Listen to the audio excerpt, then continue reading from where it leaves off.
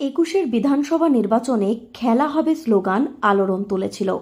বিধানসভা নির্বাচনে বিপুল ভোটে জয়যুক্ত হওয়ার পর রাজ্য সরকার এই দিনটি খেলা হবে দিবস হিসাবে ঘোষণা করে। তারপর থেকেই রাজ্যের প্রতিটি জেলায় মহা সাড়ম্বরে খেলা হবে দিবস পালিত হয়ে আসছে। জেলা পুরুলিয়াতেও এই দিনটি সাড়ম্বরের সঙ্গে পালিত হয়। জেলার বিভিন্ন ব্লকগুলির পাশাপাশি পুরুলিয়া শহরের MSA ময়দানে এই দিন খেলা হবে দিবস উদযাপিত হল। এই দিনেরই কর্মসূচিতে উপস্থিত ছিলেন অতিরিক্ত জেলাশাসক আদিত্য বিক্রম মোহন হিরানি, জেলা পরিষদের সভাধিপতি নিবেদিতা মাহাতো, পৌরসভার চেয়ারম্যান নব্যেন্দু মাহালি সহ বহু বিশিষ্টজনেরা। এই দিন পুরুলিয়া জেলা একাদশ আন্ডার-17 ও বঙ্গীয় সাংস্কৃতিক গোষ্ঠীর মধ্যে হাড্ডাহাড্ডি ফুটবল প্রতিযোগিতা চলে। বৃষ্টি উপেক্ষা করে দুটি দল লড়াই করে চলে ক্রমাগত।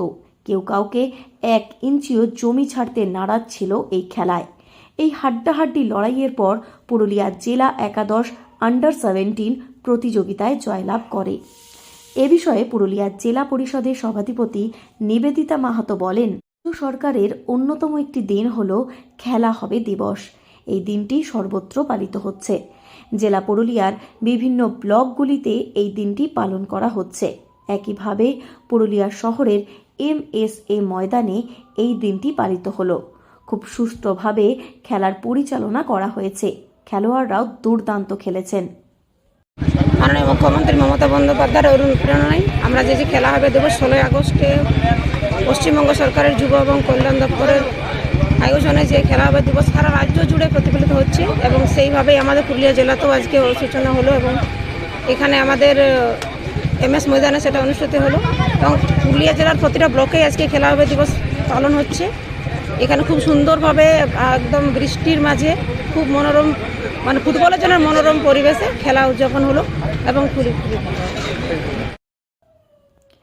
এ বিষয়ে বিজয়ী টিমের পরিচালক তথা চিকিৎসক প্রশান্ত মাহাতো বলেন, আমরা এই ছেলেগুলিকে দীর্ঘদিন ধরে ট্রেনিং করাচ্ছি। আজকের এই সাফল্যে ভীষণই ভালো লাগছে। আগামী দিনে আরো বড় কিছু আশায় থাকছি আমরা। ভালো লাগছে অবশ্যই। এরা অনূর্ধ্ব-17 আমরা এদেরকে একাডেমিতে রেখে অনেকদিন ধরে তৈরি করছি, ভবিষ্যতে যাতে এরা আরও বড় জায়গায় যেতে পারে, পুরুলিয়া জেলার নাম উজ্জ্বল করতে পারে, ওটার জন্যই আমরা এদেরকে তৈরি করছি একাডেমি। ভালো লাগছে জিতে, তবে আমরা আরও বড় সাফল্যের জন্য অপেক্ষা করছি। বিধানসভা নির্বাচনে জয়ের পর খেলা হবে দিবস পালন করার কথা ঘোষণা করেন মুখ্যমন্ত্রী মমতা বন্দ্যোপাধ্যায়।